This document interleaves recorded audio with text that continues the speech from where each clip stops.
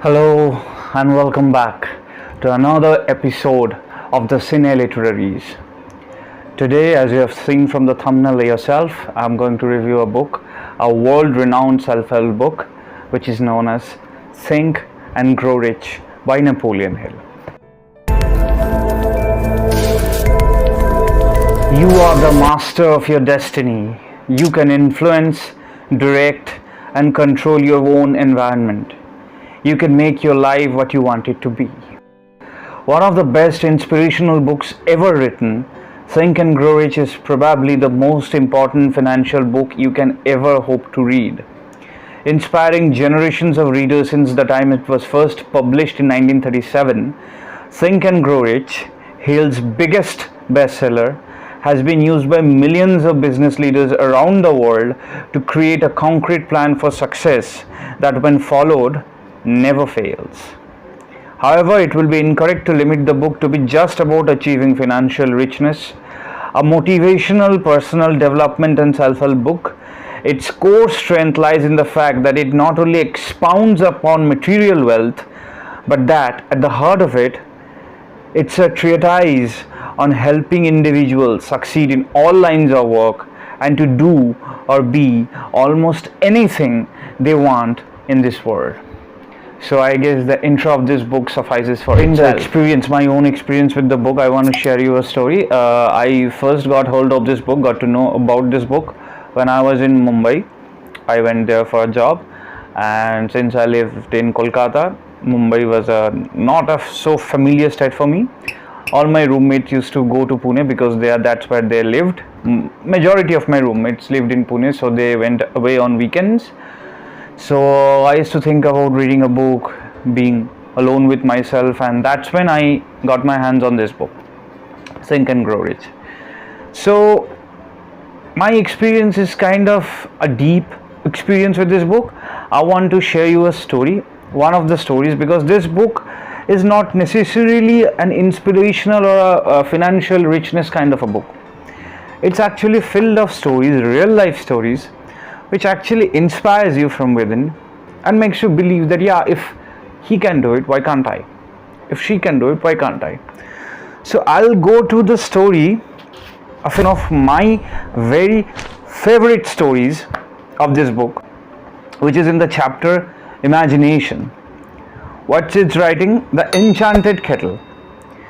50 years ago, an old country doctor drove to town, hitched his horse, quietly slipped into a drugstore by the back door, and began dickering with the young drug clerk. His mission was destined to yield great wealth to many people. It was destined to bring to the South the most far-flung benefits since the Civil War. For more than an hour, behind the prescription counter, the old doctor and the clerk talked in low tones. Then the doctor left. He went out to the buggy and brought back a large, old-fashioned kettle, a big wooden paddle, and deposited them in the back of the store. The clerk inspected the kettle, reached into his inside pocket, took out a roll of bills, and handed it over to the doctor. This roll contained exactly $500, the clerk's entire savings. The doctor handed over a small slip of paper on which was written a secret formula. The words on that small slip of paper were worth a king's ransom, but not to the doctor. Turn back to today's time.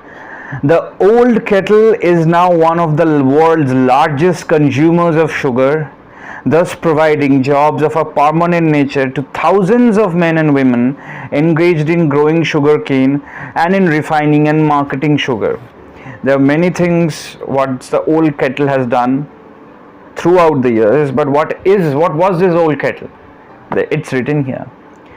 Whoever you are, wherever you may live, whatever occupation you may be engaged in, just remember in the future, every time you see the words Coca-Cola, that its vast empire of wealth and influence grew out of a single idea and a kettle, and that mysterious ingredient the drug clerk, Asa Candler, mixed with the secret formula was imagination. So you can really see how the stories, this kind of stories can influence you.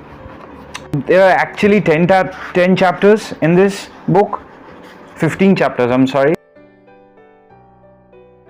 But the most important chapters to me, which I liked very much in here, is desire, imagination, decision, and the mystery of sex transmutation. Guys, give it a read. I'm telling you, you won't regret it anywhere in your life. You will feel proud in front of your friends or in front when you're alone with yourself. You'll feel proud that I have read one of the biggest gems of this world that has ever born out of ink and paper. Now, regarding the trivias and applauses this book has got, you can see it for yourself on Google. Actually, it's all over Google. How many awards, how many recognitions, how many lives this book has changed, how many life-altering decisions persons have took, many leaders around the world has took by reading this, how this book has changed their life. One of the most important details is this: Think and Grow Rich has been one of the most successful self-help books of all time, and within the span of 1937 to 1970, it has sold more than 20 million books. 20 million sale. And to say one of the facts and trivias of this book, it's written, one of Napoleon Hill's favorite quotes was, "Anything the mind of man can conceive and believe, it can be achieved." Think and Grow Rich has been listed. This is written in the back part of the book. I'll share the link of the book down there. You can also read it and buy it for yourself and read it for yourself. You have to read it. You have to read this book, man. This is one of the best books. I'm going to read it to you. Think and Grow Rich has been listed in John C. Maxwell's a lifetime must-read books list, and also ranked as the 6th best-selling paperback business book years after it was first published in Business Week magazine's bestseller list. Now it gives me a little smile on my face. You can see it when it comes to rating. But in this section, I'll read you a poem of this book. A poem is written in this book about life and dreams and man. So you'll know it for yourself only. I bargained with life for a penny, and life would pay no more. However, I begged that evening when I counted my scanty store. For life is a just employer. He gives you what you ask. But once you have set the wages, why, you must be at the task. I worked for a mental's hire, only to learn dismayed that any wage I had asked of life would have willingly paid. This sums up the book, I think. Obviously, it's a 5-star from my side. Okay, secret trivia, I have 2 copies, actually 3 copies of this book with me right now in the house. So yeah, 5 stars, man. That's all from my side for this awesome book, Think and Grow Rich.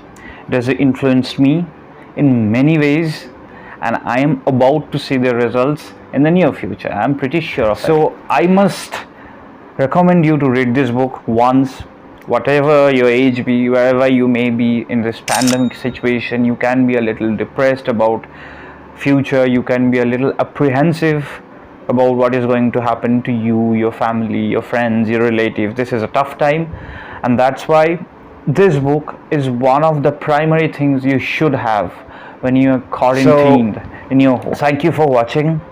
Please share your comments down below, and those who have not subscribed, you know we're doing good, right? We're getting better with every day.